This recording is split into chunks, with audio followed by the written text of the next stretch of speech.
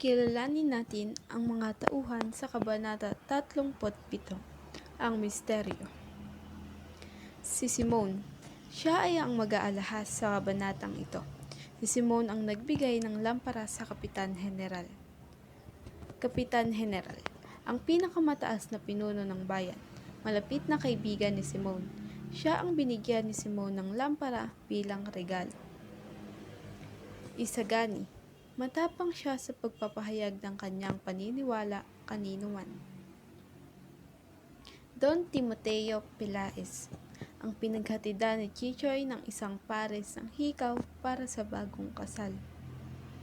Chichoy, hinatid niya kay Don Timoteo Pelaez ang isang pares ng hikaw para sa bagong kasal.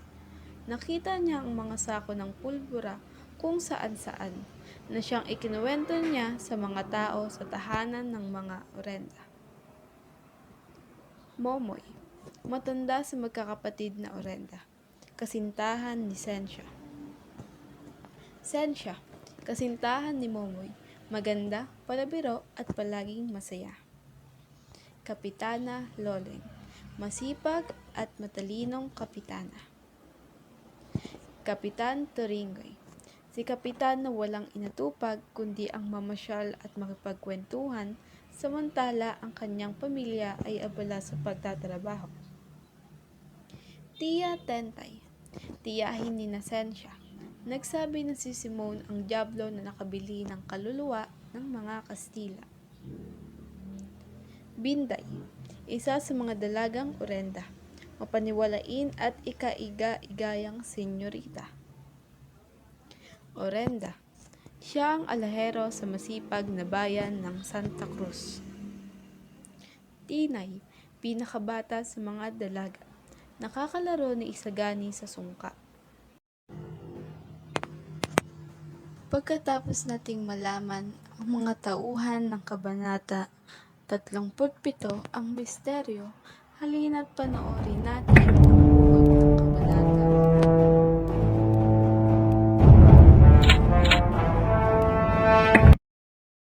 Ang mga bulong-bulungan ay naging paksa sa usapan sa bahay ng mga orenda, pamilya ng mayamang mag-aalahas na taga Santa Cruz.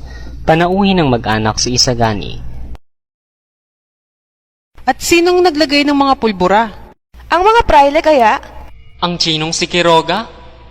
Isang estudyante? Si Makaraig? Ang mag-aalahas na si Simon? Si Simon? Nawala si Simon nang di nakapag-iwan man lang ng bakas. Pinaghahanap siya ng mga gwardya sibil. Oo nga, hanapin nila ang demonyo. Kaya pala kagabi, Kagabi? nagkagulo kagabi habang kami naghahapunan. Ang lampara sa mesa ng general ay namatay at may nagsabing isang di kilalang tao ang nagnakaw ng lamparang iyong handog ni Simon. Isang magnanakaw? Tauhan kaya ng kamay na itim?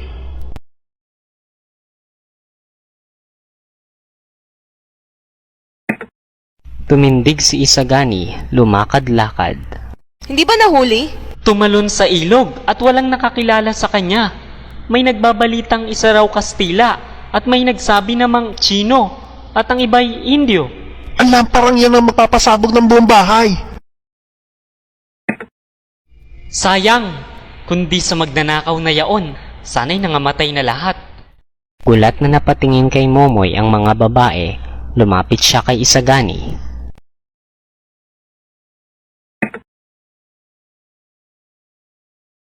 Kailan may hindi mabuti ang kumuha ng hindi sariling ari. Kung nalalaman lamang na magnanakaw kung ano ang layunin at nakapag-isip muna, tiyak na hindi niya gagawin ng gayon. At pantayan o bayar man ang kahit gaano'y hindi ako lalagay sa kalagayan niya. Makaraan ang isang oras ay nagpaalam na si Isagani sa mag-anak na orenda upang umuwi sa lalawigan at manirahan na habang buhay sa piling ng kanyang amain.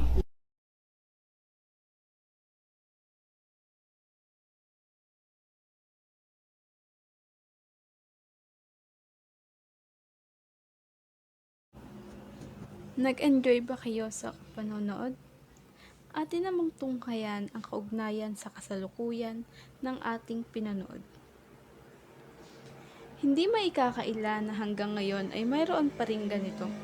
Pag-uusapan at ikakalat ang isang bagay na hindi alam ang katotohanan basta maihatid nila ang kanilang nasaksihan na hindi alam ang buong istorya.